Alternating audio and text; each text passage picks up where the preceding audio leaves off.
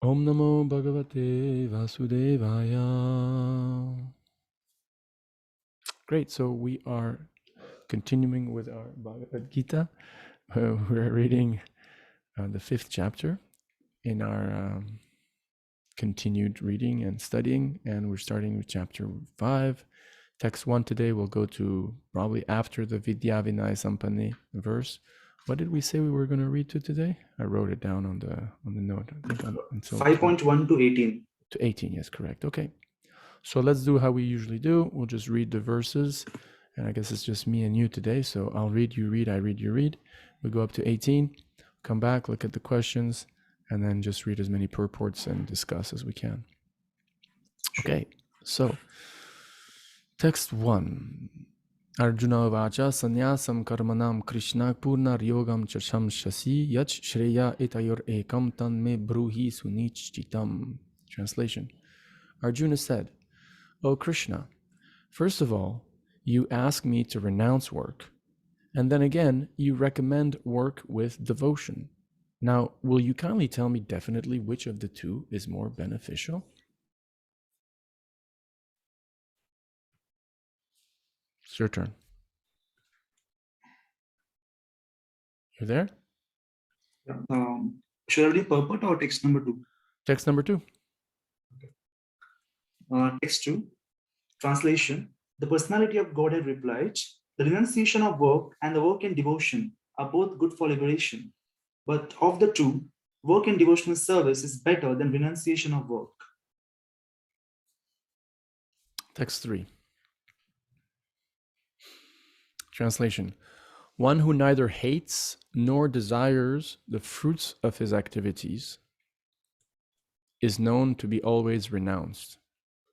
Such a person, liberated from all dualities, easily overcomes material bondage and is completely liberated, O mighty armed Arjuna. Text 4. Only the ignorant speak of devotional service, Karma Yoga, as being different from the analytical study of the material world, Sankhya. Those who actually learn it say that he who applies himself well to one of this path achieves the result of both. God, it's really amazing how much difference there is between the 1972 version and the post-1972 version. Here, the 72 version, which maybe we should read from now on. You know, maybe I should make it a mandatory requirement, not just a choice. I'll think about it. But here, actually, right now I'm just referring to the PDF file, so maybe that's the latest one. Yeah, what you have is the latest one. But here, I mean, the Prabhupada, the original 1972 unadulterated, like the 72 version reads, only the ignorant speak of karma yoga and devotional service as being different from the analytical study of the material world. So Prabhupada had this karma yoga and devotional service. And then the editors took that out and just put devotional service. Is that what it says in your version? Yeah, only the ignorant speak of devotional service in bracket karma yoga has been different from the analytical study. So at least karma yoga is in bracket. Okay. Karma yoga is in bracket, yeah, it's in parenthesis. Okay, your turn. Text 5. One who knows that the position reached by means of analytical study can also be attained by devotional service, and who therefore sees analytical study and devotional service to be on the same level, sees things as they are. Now here again, imagine, listen to what the 72 translation reads. Nothing about analytical, what does it say? Analytical what? One knows the position reached by means of analytical study can also be attained by devotional study. Here it just says renunciation. Listen to this. One who knows that the position reached by means of renunciation can be also attained by works and devotional service, and who therefore sees that the path of works and the path of renunciation are one, sees things as they are. It's a big difference, isn't it? But, like in the synonyms, if I see now, like there's a Sankhya and there's a translation given as analytical study. Here it says by means of Sankhya philosophy Prabhupada gave in 72. Yeah, that is for Sankhya, and then it's another Sankhya, right? In the second second analytical last. study. Prabhupada gave mentioned analytical study. Yeah. Anyway, this is not a seminar on the BBTs. Maybe later discuss separate on this. A separate lecture will require for that. Yeah. Okay, text number 6. Unless one is engaged in the devotional service of the Lord, mere renunciation of activities cannot make one happy. I asked, right? That was one of the questions. Why is that so? And you spoke of higher taste, and I think that's a great point. Like, just renouncing karma doesn't give ananda. That's the bottom line. And we're anandamaya vyasat. And so just renouncing sinful activities may alleviate us from suffering and anxiety, because sin brings anxiety and suffering. Okay, so we can breathe at least. We're not suffering maybe as much, but there's no higher taste there. At best, there's maybe some sort of neutral peace, the kind of thing that the Zen Buddhists are after, right? Where you stop the material activities and okay, at least you're you're not suffering anymore. But that's not ananda. I think that was the main point. The sages, purified by works of devotion. Oh wait, were you reading or me? I'm reading, right? Yeah. Okay. You are reading text number 6. So I'll read it again. Unless one is engaged in the devotional service of the Lord, mere renunciation of activities cannot make one happy. The sages, purified by works of devotion. That's the point. The contrast. Just material activities, you renounce them, okay, you've gained nothing spiritual in terms of happiness. You do works of devotion, boom, you can, it's implied that you get happiness from that, and it's explicitly mentioned you achieve the supreme, right? Okay, go ahead, next verse. Text number 7. One who works in devotion, who is a pure soul, and who controls his mind and senses, is dear to everyone, and everyone is dear to him. Though always working, such a man is never entangled. Beautiful verse. Text 8 and 9. There's really beautiful verses in this chapter. Yeah.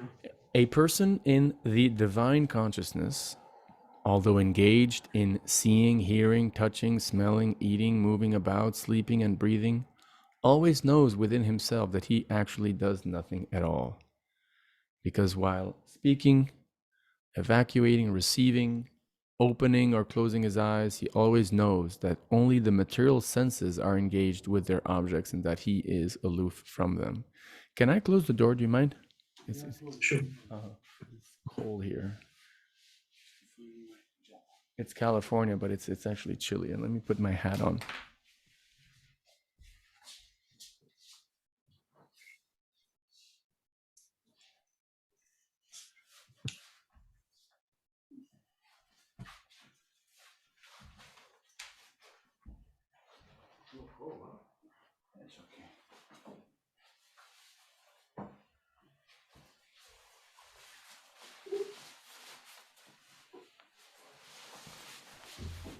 Okay. So I guess it's your turn for the next one. Text number 10. One who performs his duty without attachment, surrendering the results onto the Supreme Lord, is unaffected by sinful action, as the lotus leaf is untouched by water. Here Prabhupada says the Supreme God. Interesting. And here's, I guess this is the analogy of the lotus is the famous, right? Everyone, that lotus, and that comes right there from this verse, from verse number 10 of chapter 5.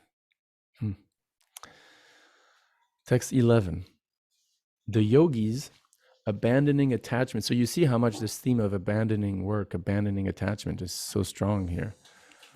The yogis abandoning attachment act with body, mind, intelligence, and even with the senses only for the purpose of purification. Text number 12. The steadily devoted soul attains unadulterated peace because he offers the result of all activities to me, whereas a person who is not in union with the divine, who is greedy for the fruits of his labor, becomes entangled.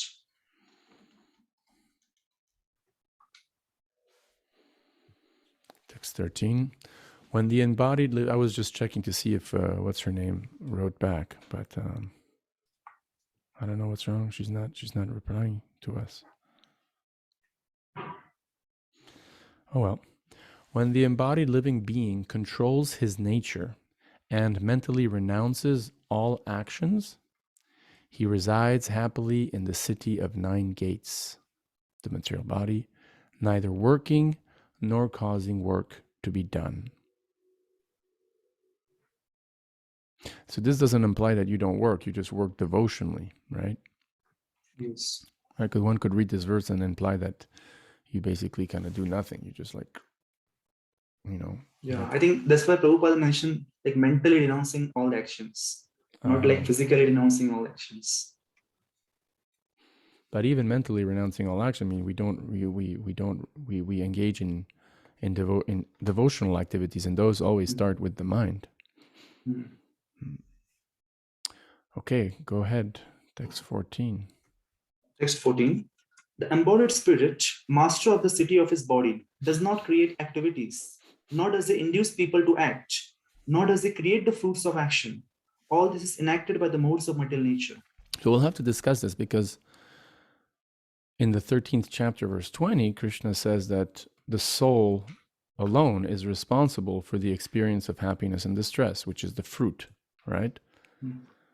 And yet here, Krishna seems to contradict that statement by saying that he does not create the fruit of action, right? So we'll come back to that a little bit later. Text 15. Nor does the Supreme Spirit assume anyone's sinful or pious activities. In other words, caveat emptor. There's a Latin saying. I think it's called caveat emptor. Let me check. It means buyer beware. I don't know if you've ever heard of that. Buyer beware. Yeah, you've heard that expression at least? Is there an English word, buyer beware? Yeah, buyer beware? Like a buyer. Caveat emptor. This is the Latin expression. Let me send it to you or I'll just share the screen.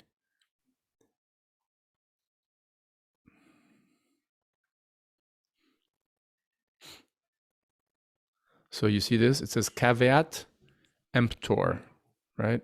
And it says the principle that the buyer alone is responsible for checking the quality and suitability of goods before a purchase is made. Okay.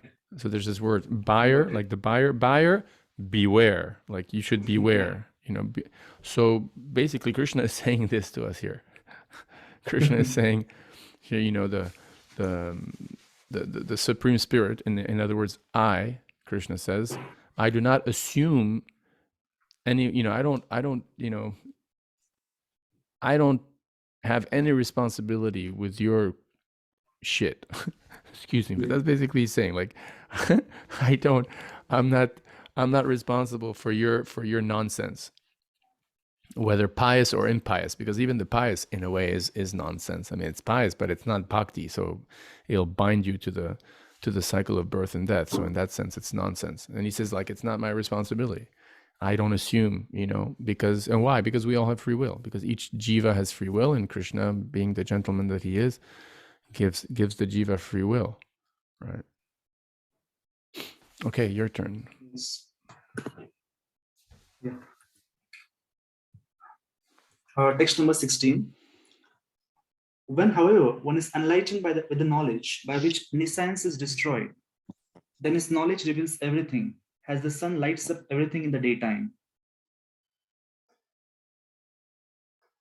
What verse does that remind you from the 10th chapter? Hare Krishna, sorry.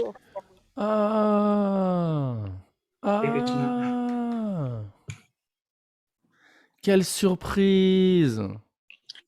Yeah, I came late. Got to drop somebody. Then. Great, welcome. We're almost done reading the verses one by one. We're at verse 16, and if you're ready with your Gita, you can read number 17, or you can read the last one, 18, while we, you can get. Okay, I read 18. Okay, so we just done 16. So yeah, so I was asking Vignesh, excuse me, which verse do you think that reminds you of in the Gita? Yeah. Yeah, I think, is there a verse, right? When Krishna talks about all doubts, all misgivings are destroyed, and by the sword of knowledge. That's one. By the sword of knowledge. Yeah, but the thing about destroying knowledge, destroying nescience. And the verse that I think of is Tesham Evanu Kampartamahama Gyana Jantamahana Shayam Yatma Bhavasto Gyana Deepina Basvata. I dwelling in the hearts of, destroy with the shining lamp of knowledge the darkness born of ignorance, right? So it's very similar. And it just shows how transcendental knowledge of Krishna, in a way, is non-different from Krishna. It really is non-different from Krishna. Krishna and knowledge of Krishna, pure knowledge of Krishna, are non-different. Proof is that here, Krishna talks about knowledge by which nescience is destroyed, knowledge that reveals everything, like sun lights up everything in the daytime. And in the other verse that I made reference to, Krishna speaks about himself as destroying nescience from inside, right? Tesham satyuktanam bhajatam pritipurvakam. I dwelling in their hearts destroy. So yeah, so it's either it's knowledge from within or Krishna from within. And that knowledge is also, Divya Gyan Hride Prakashito. Narottam Das prayers. Divya Gyan Hride Prakashito. So that Divya Gyan is revealed from inside the heart by the mercy of the Vaishnavas, by the mercy of the Guru and the Vaishnavas. So that shows how important it is to get the Vaishnavas' blessings. Yasya prasada Bhagavad prasada yasya prasada nagati kutopi. All right, verse 17, and then we'll go on to Golokananda Priya's verse, the beautiful 518, a great classic. Text 17. When one's intelligence, mind, faith, and refuge are all fixed in the Supreme, then one becomes fully cleansed of misgivings through complete knowledge and thus proceeds straight on the path of liberation. Okay. 18. Okay, the humble sage, by virtue of true knowledge, see with equal vision a learned and a gentle Brahmanite cow, and an elephant, a dog, and a dog-eater outcome. This verse really is just waiting to become a classic, famous war cry, or flag for the animal rights movements. The animal rights movements, people around the world who preach and who try to stop the slaughterhouse industry and make everyone go plant-based. This verse right there is like I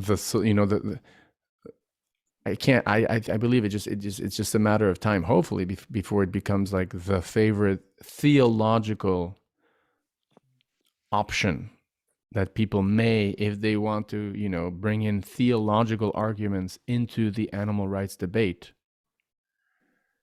This should be, or this hopefully will be, the favorite among all verses. Yeah. The Buddhists have a couple of good ones, about ahimsa. And Christians are kind of like, yuck, when it comes to animal rights, although they try.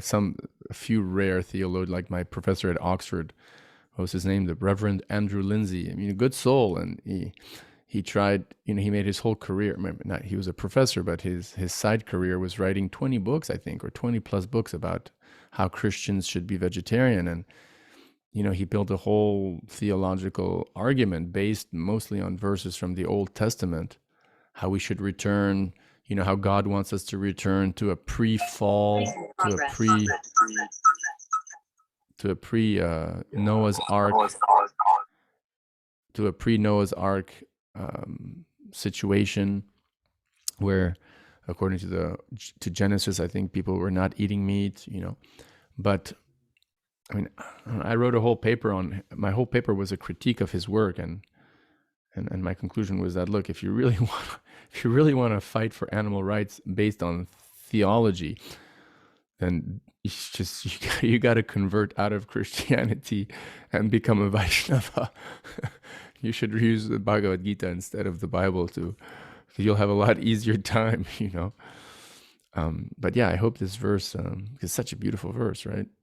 It's not just among it's just, what's great about this verse is that there's this democratization, or this reduction to equality, with this, samadarshina, this equal vision, where you see not just humans across castes, from the Brahmins down to the Chandala, but all animals, from those, most in the mode of goodness, like cows, to those more in the mode of ignorance, like maybe dogs, and you see them equally. Like, what better verse, what more beautiful, encompassing, concise, sutra-like verse or statement can you even come up with to use as a justification for animal rights activism? It's fantastic. And racism also, just everything's in there. Racism and animal rights, sexism, Listen, how many? There's 25 verses in this chapter, if I'm not mistaken, or 27. 28 or something. 28. Let's just read all of them. We're on a roll. We're only 35 minutes in, and I only asked you a few questions. So if it's okay with you, let's just continue. Sure. Till the end. Yeah. Text number 19. Those whose minds are established in sameness and equanimity have already conquered the conditions of birth and death. They are flawless like Brahman, and thus they are already situated in Brahman. Nice. My turn. Text 20. Oh, by the way, Golokananda Priya, it's just the three of us now, somehow. What happened to this too? I don't know. It's kind of weird. They quit? We're recording. This is recording. This is public, so we should be careful what we say. The fact is that they kindly, they respectfully bowed out. They have other responsibilities on Sunday at this time, and they wish us well, and they thank me and Madhavendra Puri Prabhu, and they're no longer in the course. So we wish them well also, and now we're just the three of us. Wow. So back to our samosas here. Text 20. A person who neither rejoices upon achieving something pleasant nor laments upon obtaining something unpleasant, who is self-intelligent, unbewildered, and who knows the science of God, is to be understood as already situated in transcendence. That's important, isn't it? The obtaining, when we obtain something pleasant, it's pretty easy to, be Krishna conscious about it. But when we get something unpleasant, that's when it's hard to take shelter of Krishna and be equipoise, isn't it? Okay, please. 21. Such a liberated person is not attracted to material sense pleasure, but is always in trance, enjoying the pleasure within. In this way, the self-realized person enjoys unlimited happiness, for he concentrates on the Supreme. This verse reminds me of the description of Yudhishthir Maharaj in the first canto, I think, if I'm not mistaken, or maybe another canto, I forgot. But there's one verse that describes how Yudhishthir Maharaj, he had everything, emperor of the world, and yet nothing could satisfy him except devotional service. And this is exactly what Krishna is talking about.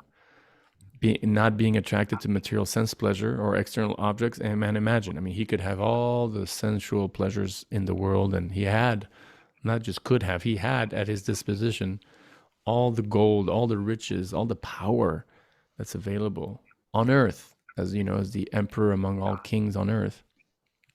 And yet, he's always in trance, enjoying the pleasure within, right? Because within there's that unlimited happiness. I remember, let me read this verse. I see that the purport is kind of short. And Prabhupada quotes Yamunacharya. Yeah. Vignesh, you're in South India, you can relate. Yadavadi Mahamacheta. I remember when I was a brahmachari, because this is also a very sort of a brahmachari. It applies to everybody, obviously. But it's naturally a verse that's favored to sort of like, struggling brahmacharis who want to stay away from Maya, and sex and everything. And so I remember Prabhupada used to quote often it a lot. huh? Prabhupada used to quote it a lot. Right. Yadavani mama cheta. Yeah, he would say spite. I spite. He didn't say Spite. spit, isn't it? Prabhupada would say spite. I spite at the thought. Yadavadi mama cheta Krishna padaravinda. I remember I learned this verse. Vijay Prabhu, my book distributor, my Sankirtan leader, made us learn this verse. Yadavadi mama cheta Krishna padaravinde nava rasa. That's the word, right? Rasa. We get this newer and newer rasa. Nava rasa dhamma nyudyantarantumasi tadavati bhatanari sangame smaryamane bhavati mukha vikara shushtu nishtivanam cha. Okay, next verse, 22. An intelligent person does not take part in the sources of misery, which are due to contact with the material senses. O son of Kunti, such pleasures have a beginning and an end, and so the wise man does not delight in them. I mean, can you believe this verse goes completely against the current of the material world? I was going to say of modern civilization, but basically of the whole material world. But let's just stick to modern civilization. I mean, you go out in the streets of Bangalore, or you go to I don't know, you go to Chapel Hill, or I go out here in Los Angeles. Forget all animals who are doing the same exact thing, but just humans. The whole goal, right, is contacting the senses with their objects. I was having a lunch 2 days ago at an Italian restaurant with Dario Prabhu, who's with whom I'm traveling here, who's a very strict devotee, and we're having lunch with an old friend. I'm not going to mention his name because again this is being recorded. But so we're having lunch with my old friend, a very dear old friend of mine. We've known each other since we were like 9 years old or 10 years old. We used to play together, and brilliant guy. He went to Yale University. He was the first. I remember when we were in school, he was 12 years old. He had a laptop when laptops didn't even exist. No one knew what laptops were, and he was already bringing his laptop to school. So we were talking, and then he just, like he said, straight out, he said, he's like, yeah, I don't take drugs anymore. I used to smoke when I was younger, but and then he said, but sex is fun. And Daria and I, we didn't say anything, and we're not doubting that there's pleasure from contact of the senses with their sense objects, but Krishna declares it to be happiness in the mode of passion, which begins by definition like nectar at first and poison at the end. And so it really is like a question of night and day, right? What is night for all sages is what is night for all sages is day, or what is day for all sages is night for, that verse, right? What is it? What's that verse? What is night for all beings is day for the introspective sage, or what's the verse I'm looking for? Night for all beings is day. I can't believe you great learned scholars. What all beings considered as day is the night of ignorance. What is night for all beings is a time of awakening for the self-controlled. Yes, thank you. And the time of awakening for all beings is night for the introspective sage. I mean, we are aspiring Vaishnavas, and we've at least theoretically accepted that we should not take part in contacting the material senses with their objects, because we believe Krishna here, who says that they are sources of misery. Unbelievable. It really is night and day, and it's completely counter, like you're swimming against the current. You're like a little fish swimming against the current of the Ganga in Gangotri, for example. Well, that's how devotees of Krishna are, in the sense of doing or living a life that is, I mean, I told the guy, we're adults here, and so there's nothing to hide and there's nothing shocking. So I told him, well, I've been trying my best. I've been practicing seminal retention. The word seminal retention for men, that's the technical word for brahmacharya, right? And whether you're grihastha brahmachari or brahmachari, there's basically not much difference in the ideal sense. So I mentioned that to him. You say, oh yeah, well, I've been practicing seminal retention all these years. And he was just like, he was just shocked. You know, he was shocked by the concept because we believe that, you know, contact, we want happiness. We're doing this for happiness ultimately. We're doing this because we want happiness, and we just believe that the standard of happiness that we'll get from controlling our senses and focusing our consciousness on Krishna will just be of a higher grade. And we've experienced it, you know, we've experienced it. That's why we keep chanting every day. I mean, we may have not have had, you know, ecstasies like Lord Chaitanya exhibited in Jagannath Puri, but, you know, we've had a little bit of a higher taste, right? Isn't it? Sure. I think it's all boils on the concept of higher taste again. Like unless we know about it, at least we have some little bit amount of experience of it. It is not possible to just restrain from all those sensual activities. It doesn't seem logical, right? And for anyone, why to just restrain enjoyment when you have just one life to live? That is the conception that people have. Yeah, if you only have a 500 rupee note and I ask you, hey, give it to me, you'll be like, no, no. But if I say, look, I'll give you 1,00,000 rupees, give me 500, you'll give it. In the purport, I love this verse that Prabhupada quotes from the Padma Purana. Ramante yogino nante satyananda chiratmani iti rama pade naso param brahma bidiyate. The mystics derive unlimited transcendental pleasure from the absolute truth. And therefore, the supreme absolute truth is also known as Rama. Yeah, it's wonderful. These are great verses. Also the 551. You know that one? Nayam deho deha bhajam nriloke kashtan kamar vidpujamye tapo divyam putrakayena sattvam shuddye yasmad brahmasokyam tonantam. My dear sons, there is no reason to labor very hard for sense pleasure while in this human form of life. Such pleasures are available to the stool eaters, the hogs. Therefore, you should undergo penances in this life by which your existence will be purified, and as a result, you will be able to enjoy unlimited transcendental bliss.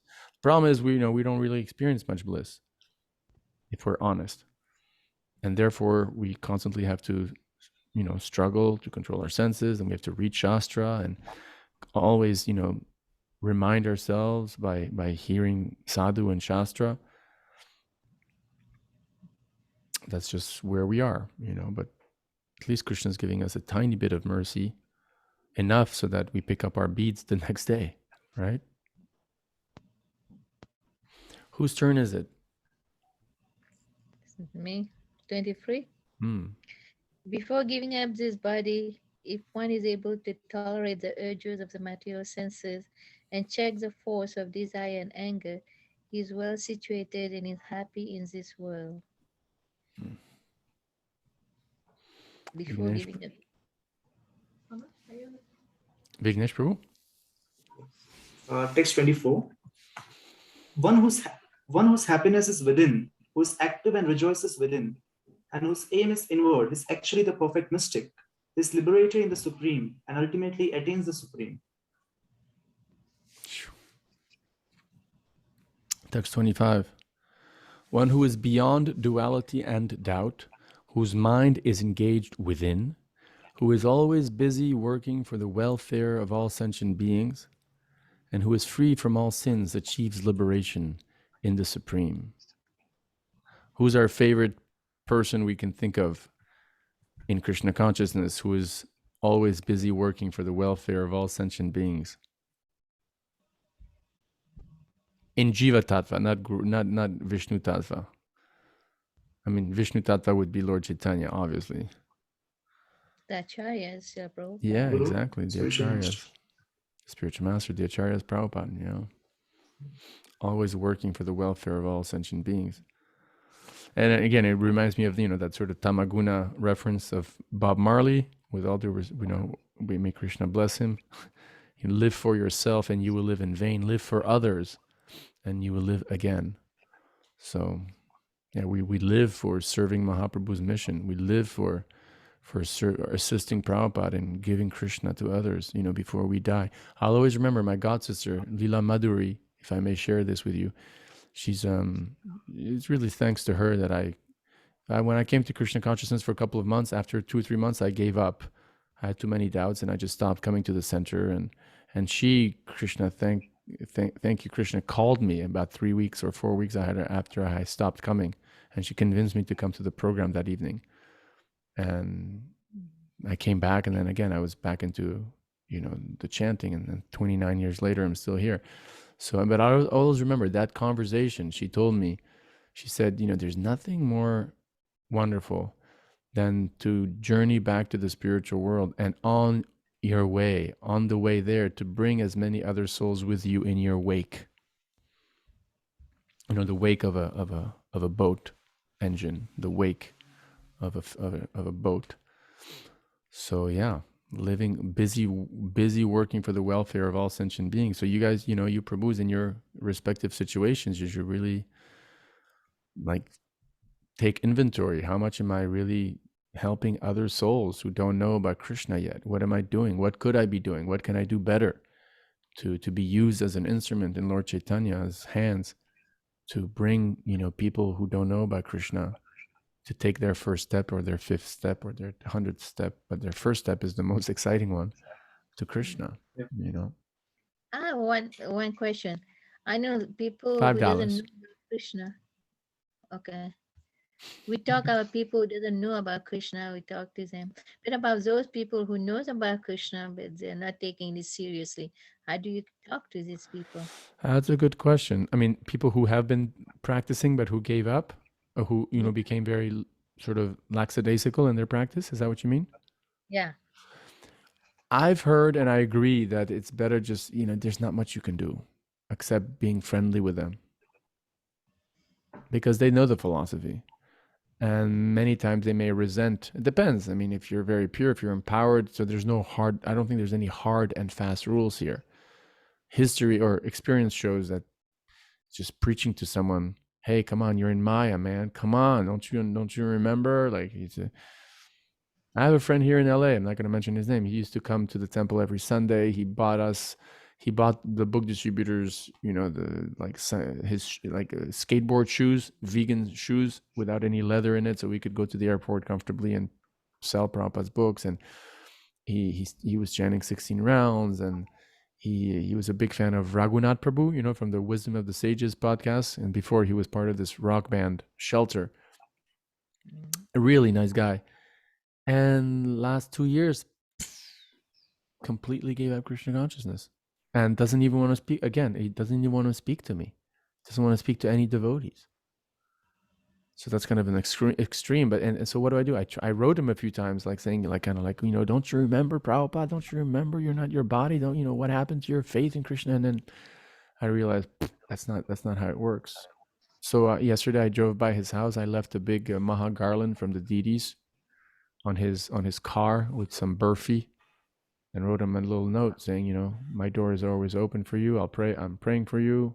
Maybe even that I shouldn't have said. So I think just showing friendliness and sympathy. I don't know what else. What do you suggest? I think the only thing we can do is give them prasad. Give them prasad. Because they will not refuse to have prasad. Maybe and pray. We should not judge that person at this point. Pray. And I'm sure they think of Krishna within their heart. They don't want to show. Yeah. Yeah, it's just a question of time, right? Till they come back. At least we can have that, I think, trust on that verse of the Bhagavad Gita, right? When Krishna says that my devotees never perish. Even little effort is done, then it will definitely help. There is no loss. Good point. Maybe sometime they will definitely come back. Good. Whose turn is it? It's yours. Text 26. Those who are free from anger and all material desires, who are self-realized, self-disciplined, and constantly endeavoring for perfection, are assured of liberation in the Supreme in the very near future. And then the last two. This is just very interesting. I just found, in the very near future, I think Prabhupada adds this deliberately in the translation. I think although it's not mentioned not mentioned in the original Sanskrit. Let me see, just to confirm here. I'm sure you're right. Let me see how Hridayan Anamarch translates it in his, literal translation. It's 27 and 28, right? 26. 26. 26 and 27. No. 26 is the near future. A single verse. Okay.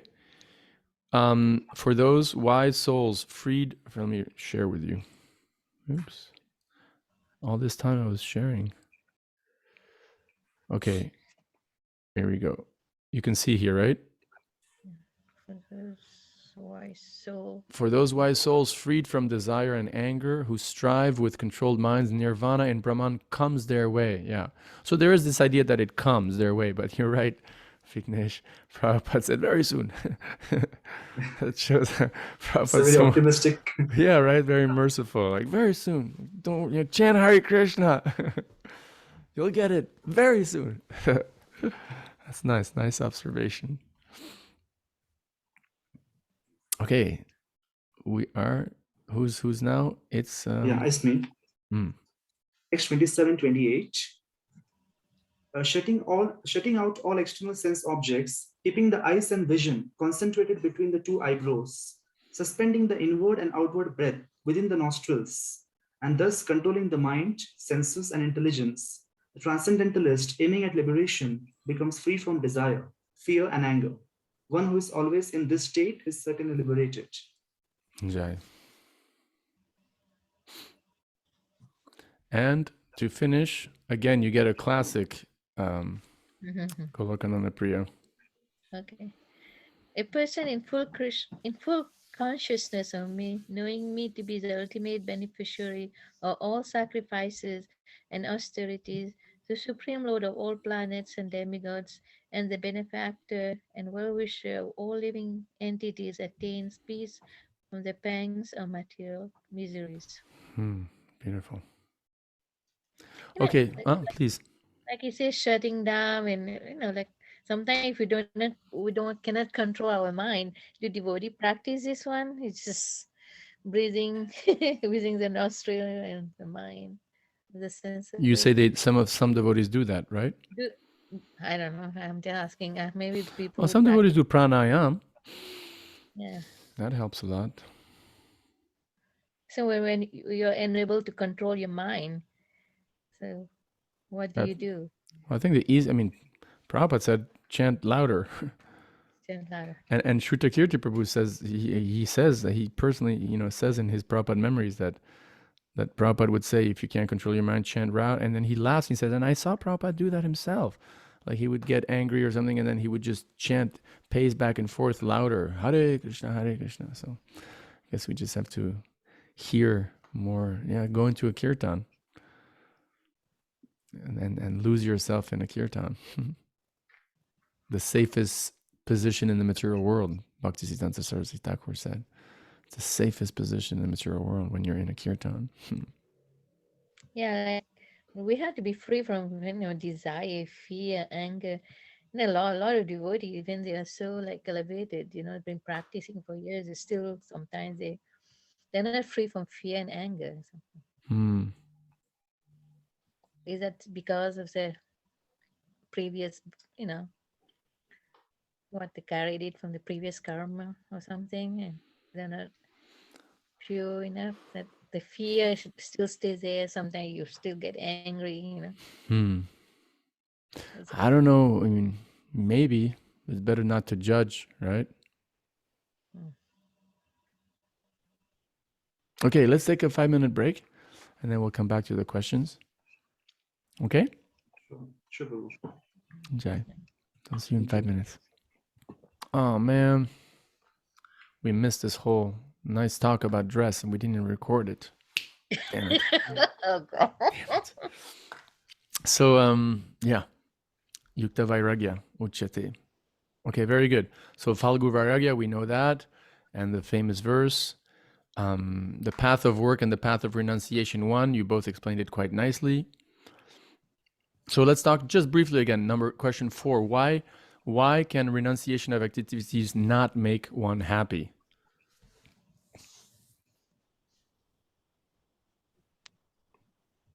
What would you say, Golokananda Priya? Okay. Yeah, because our senses are very strong to control that. Then also, and one cannot remain idle. So if we use all our senses the service of Krishna, then we can control our mind. And also another reason is that won't make us happy, because as I said, as long as we don't serve the Supreme Lord, we're still not free from sinful reaction. And without by sinful reaction, we'll never be happy. Good point. And what about the issue of happiness here? Like, according to our philosophy, how is a jiva, when is a jiva happy? Or how does a jiva experience ananda? when he's connected to the Supreme Lord, because it's part and parcel of Krishna. Right. And it connected through the medium of Devotional service. Devotional service. Exactly. So by bhakti, the soul engages. You know that verse, Yata taror mula nishet chanena tripyanti yatskanda bujo pashaka? Vigneshji, maybe? Yeah. Yata taror mula. Nishanena. It's 431:14. Go look on the Priya. The translation is, as pouring water on the root of a tree energizes the trunk, branches, twigs, and everything else. Here, let me share it with you. I think this applies very much here.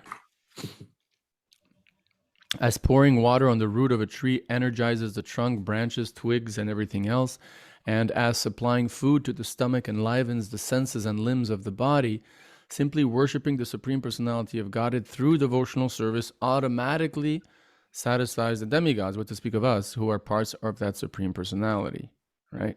431, you said?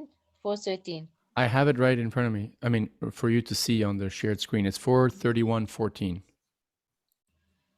Okay. And Prabhupada gave the analogy of the bird, right? Giving like the bird and the cage. Yeah. Right? Or giving a cigar to a fish as long as the fish is out of water, etc. So the principle that we're dealing with here is this idea that unless the soul is in contact through bhakti with God, the soul doesn't experience ananda. And therefore, what's the conclusion therefore? Why, coming back to this question, why is it that that renunciation, just renunciation of activities does not make one happy? Because do you get happiness from renouncing renouncing activities? Do you get ananda? Maybe even if it lasts, it will be on a mental platform. It will not be lasting happiness. Yeah, I don't even think you get ananda from renouncing. You may get relief from pain, but you don't get ananda. Who has experienced any sort of joy when you stop something?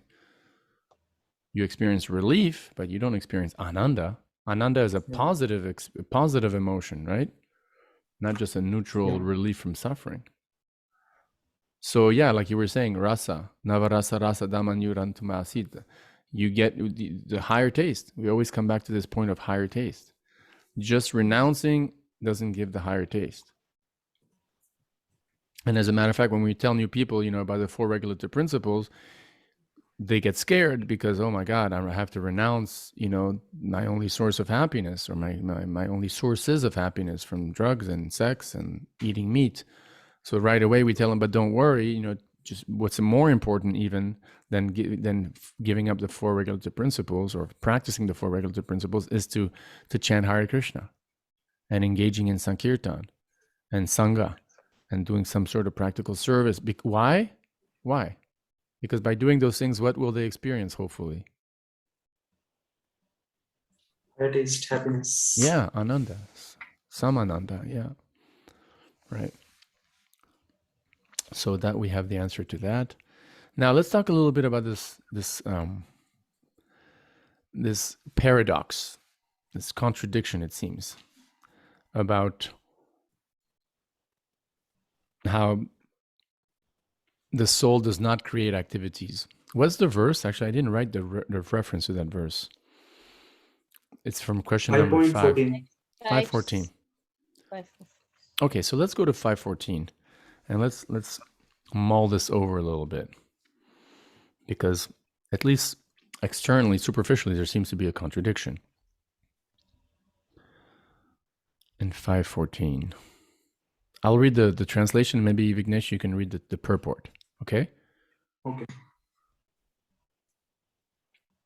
Okay, 514 reads, "The embodied spirit, master of the city of his body, does not create activities, nor does he induce people to act, nor does he create the fruits of action. All this is enacted by the modes of material nature." So read the purport to us.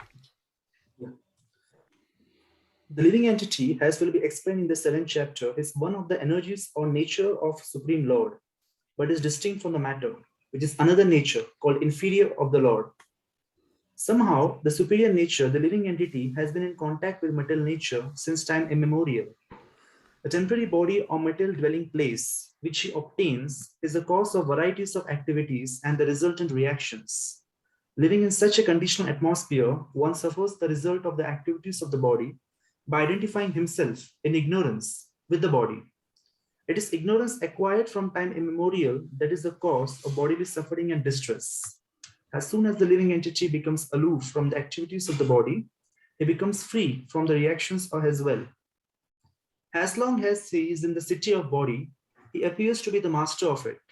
But actually, he is neither its proprietor nor controller of its actions and reactions. He is simply in the midst of material ocean, struggling for existence. The waves of the ocean are tossing him, and he has no control over them. His best solution is to get out of the water by transcendental Krishna consciousness that alone will save him from all turmoil. Does that clear up anything? Does this purport clear up the question? My question, Golokananda Priya, is that right? You saw the question, right? And I'm not really, huh? Yeah, I saw the question. Like in 1320, let's go to 1320. Can we go to 1320?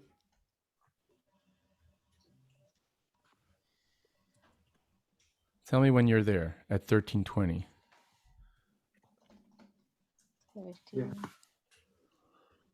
And You're there. Okay. So 1320, right? Prakritim Purusha Chaiva Vidyanadi. Oh, sorry. It's 1321. Sorry. 1321.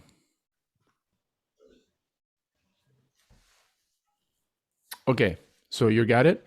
Karya Karana Kartitve Hertur Prakriti Ruchate Purusha Sukadukanam Bhuktitve Hetu Ruchate.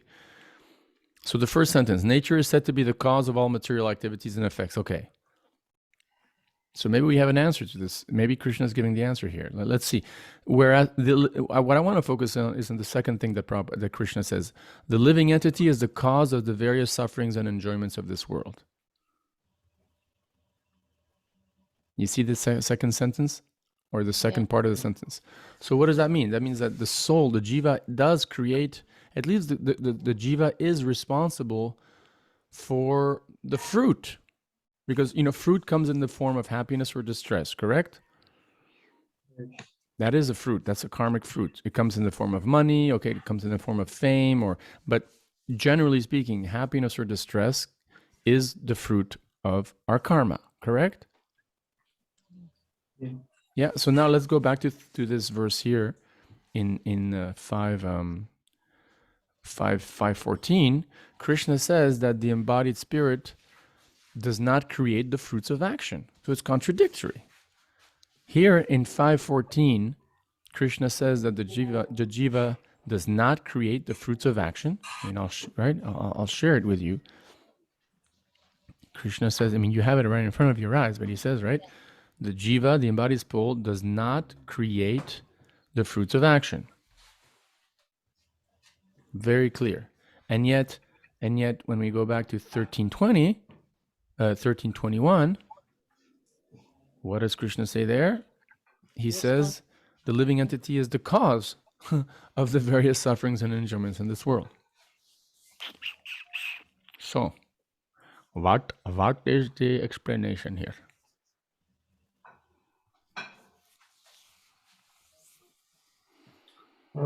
I think it's the same Jiva, but in the context of verse number chapter 13, it is the enjoyer, it's the bhokta mentality of the Jiva that has been described. In that sense, he's basically the central person who is responsible for all the cause and effects of whatever good or bad deeds he does.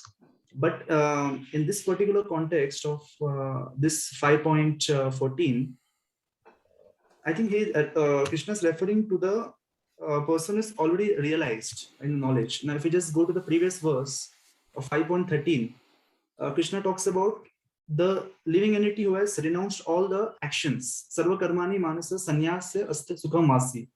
It tells about the person who has already renounced all action and is now happy in the city of Nine Gate. So if you just take it ahead in that same context, so the person is already self-realized. He's situated in Atma Gyan. So in that context, he's just a witness. He's not a doer of the activity. And his He's not activities are actually responsible. devotional activities. So he's not creating karma, in other words. Yeah, Very good. yeah. Because I just refer the Baldev Vidyabhushan's commentary on the same verse, because Prabhupada normally takes from that Baldev Vidyabhushan commentary only. So he also mentioned that this is a jiva who is already self-realized, who has Atma Gyan. He's just acting as a witness, although staying in the body. I think that's a great explanation. Yeah. In 1321, Krishna is speaking about the conditioned soul, and here he's speaking about the self-realized soul. And the self-realized soul is akarma, even though he's acting, all his activities, because he's doing everything for Krishna, doesn't generate any karmic reactions. And in that sense, he does not create activities, or he doesn't even create the fruits of action, because these activities and fruits of action are on the material platform here. It's implied, right? And because he's a devotee, he doesn't engage in these material activities. His activities are spiritual. Very good. And even I think I was just referring to the commentary of Vishwanath Chakravarti Thakur on this. So he was saying that this actually refers to Supreme Lord. Like here the word Prabhu refers to Supreme Lord, Krishna himself. So like Krishna here is personally speaking to Arjun, stating that I'm not the doer of the activity. Whatever, I'm not the cause, I'm not the effect in that sense. I'm just a efficient cause. I'm not a direct cause. Immediate cause is the living entity that we'll be explaining later. So in that sense, he was referring this verse to refer to Supreme Lord himself. Wait, so you're saying that Vishwanath Chakravarti Thakur says that 514 is not referring to the embodied soul? Yeah, that is another explanation of this verse. Really? He says that it's Supreme actually Lord. Krishna, not the embodied soul. Yeah. Wow. So Prabhu, I think both the meanings but how are. is that possible? Because it's Prabhu, or Prabhu could be Paramatma, right? He refers to Parmeshwara. Prabhu as Parmeshwara, Supreme Lord. Very interesting. Maybe the Sanskrit. The Sanskrit is no. That's fascinating. Yeah. So then, if it's not, so yeah, if one of the commentators is saying this actually refers to Vishnu Tattva, then if it does refer to Jiva Tattva, we would be talking, like you aptly said, about a liberated soul. Yeah. Very good point. Brilliant. Maybe you should teach this course. Yeah, you're so good. I'm just inquisitive just to read the various things. So I just thought I will share. Yeah, Very how you good. come up with this in the context, the different context. If we don't know, we see this contradiction, like like the enjoyer, and here is in 514 and the other words that you mentioned. 13. Let's read the purport to 518, and then maybe if we have time, the one after. Let's go to 518, since we only have 15 minutes left, and that 518 is so important and famous. Prabhupada also quoted it very much, that we should really give it more time. So 518.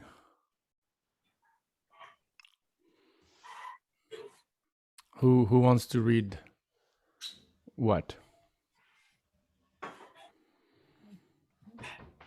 Okay, Golokan and Priya, you read the. Why don't you read the translation and verse and purport? Okay.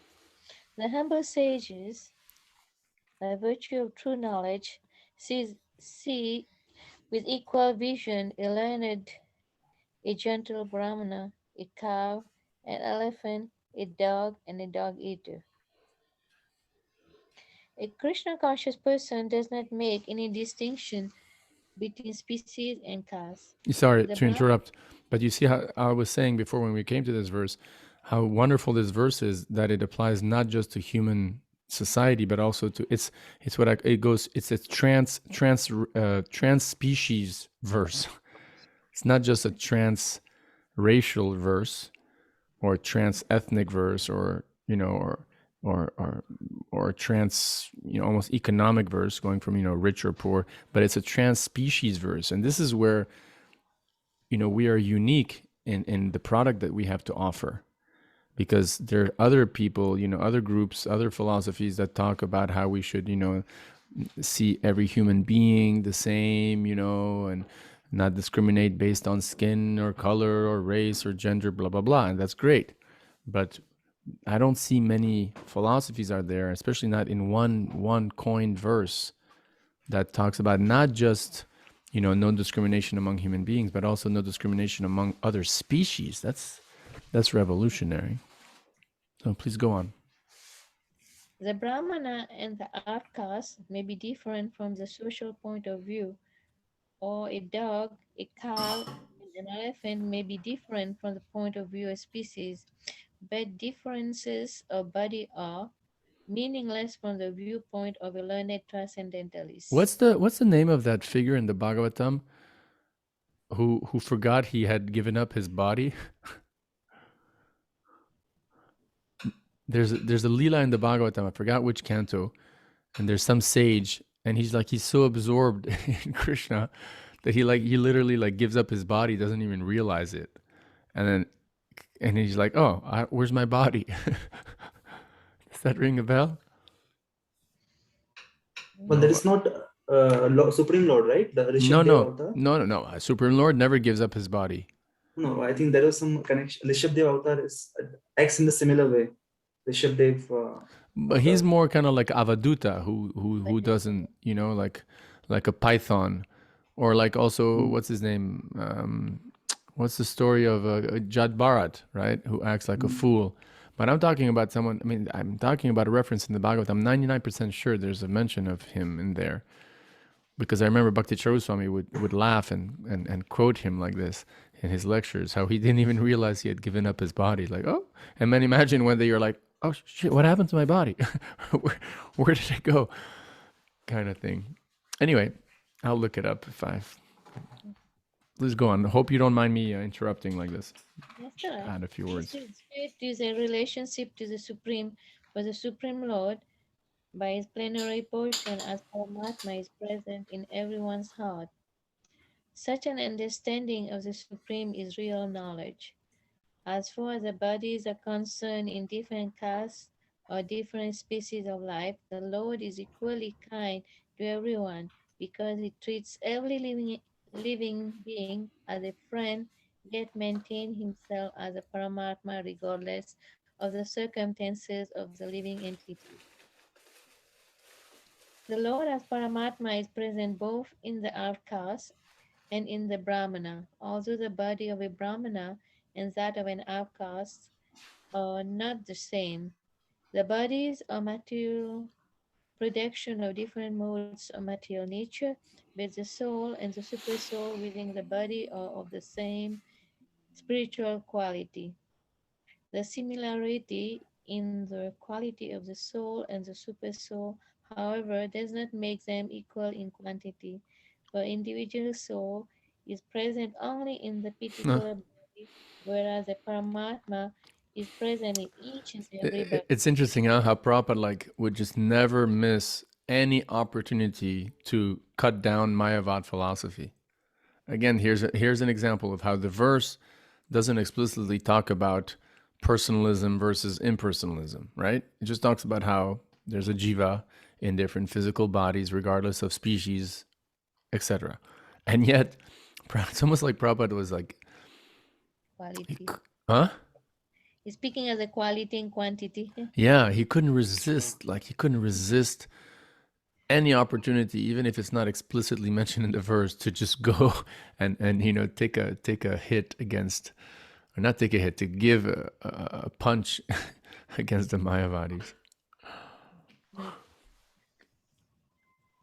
Yeah, Prabhupada speak. I was reading all the purport also. Prabhupada speak a lot about Mayavadi. Mm. All purport, in 5, 6, and a Krishna conscious person has full knowledge of this, and therefore he is fully learned and has equal vision. The similar characteristics of the soul and the super soul are that they are both conscious, eternal, and blissful. But the difference is that the individual soul is conscious within the limited jurisdiction of the body, whereas the super soul is conscious of all bodies. The super soul is present in all bodies without distinction. That's it. Jai. It's wonderful that we have this. Let's look at and let's maybe finish with this. Let's see about the because we did go a little bit further than 18, which is good. And let's look at these two verses, these two key verses of 21 and 22. And the purports are kind of long. Maybe we could fit them both, because these two verses are really on a different kind of topic, but the topic of, what I think applies to all of us very, very much, and that is, controlling senses and avoiding sense gratification, basically. Yeah. So let me read 21, and then Vignesh, you can read 22.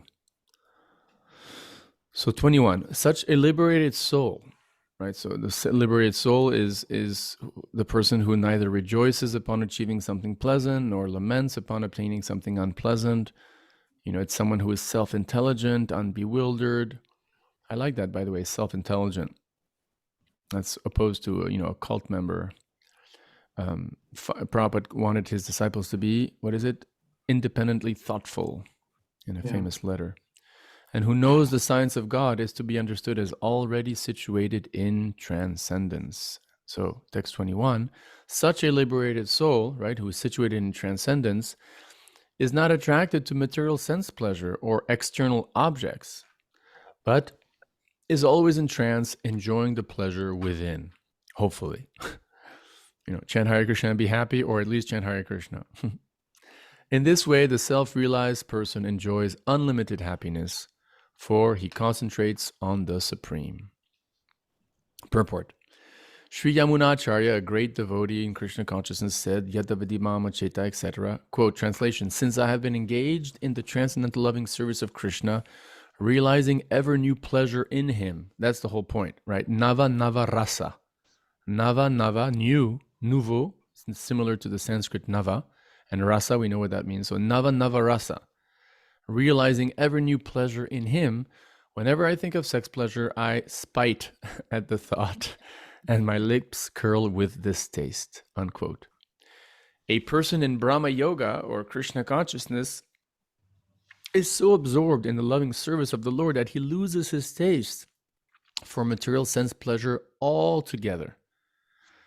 The highest pleasure in terms of matter is sex pleasure. The whole world is moving under its spell, and a materialist cannot work at all without this motivation. But a person in engaged in Krishna consciousness can work with greater vigor without sex pleasure, which he avoids. That is the test in spiritual realization. Spiritual realization and sex pleasure go ill together. A Krishna conscious person is not attracted to any kind of sense pleasure due to his being a liberated soul.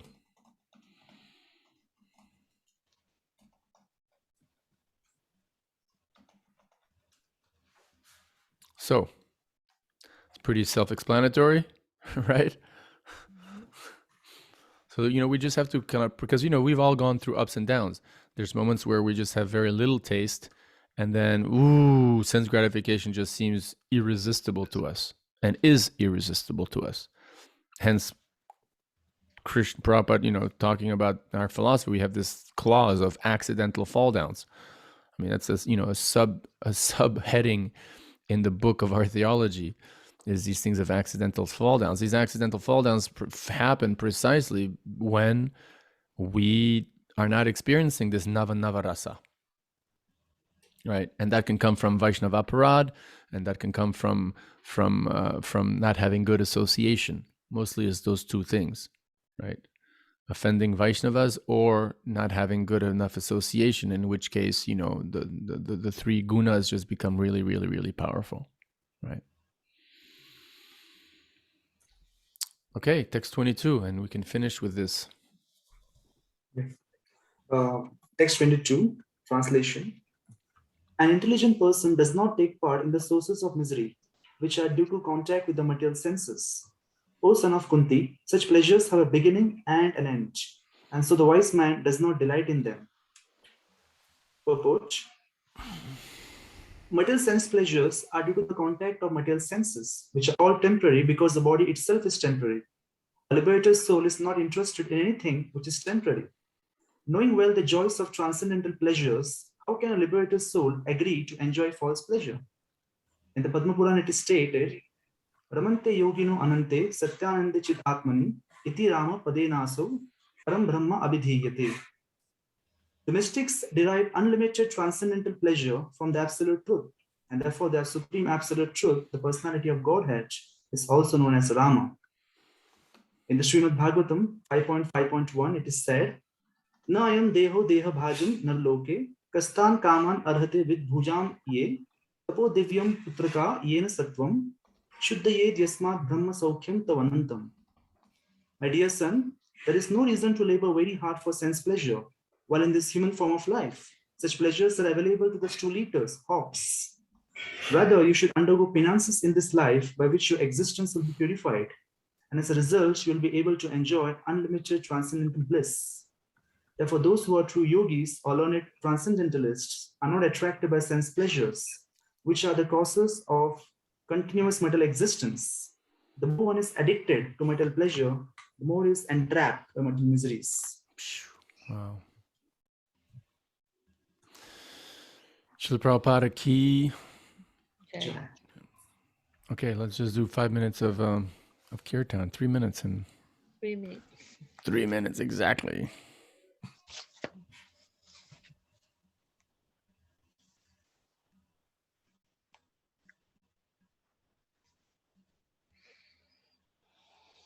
Oh, sorry, I wanted to mute you, Prabhus. So maybe you can mute yourselves. Ready?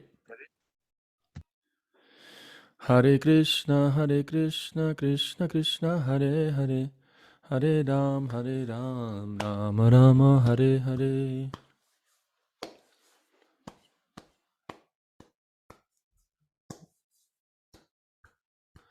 Hare Krishna, Krishna Krishna, Hare Hare, Hare Ram, Rama Rama, Hare Hare.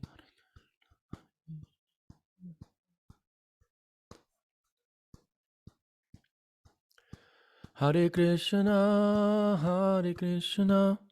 Krishna Krishna, Hare Hare, Hare Rama, Rama Rama, Hare Hare.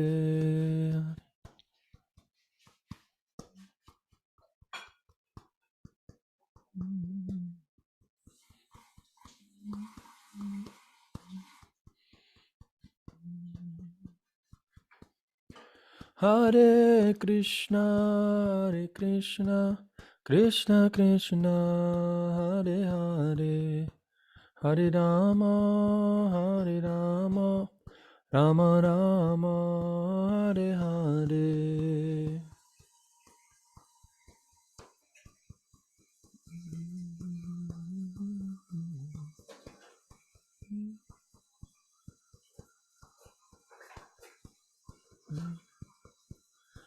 Hare Krishna, Krishna Krishna, Hare Hare, Hare Rama, Rama Rama, Hare Hare.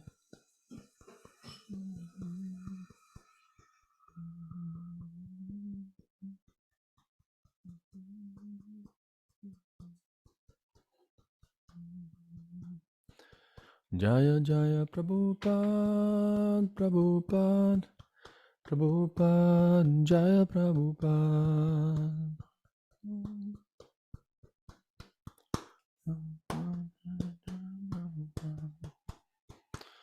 Srila Prabhupada ki Jai. Okay, Prabhus, you guys better not give up this course. Otherwise, I'll kill myself. I will there.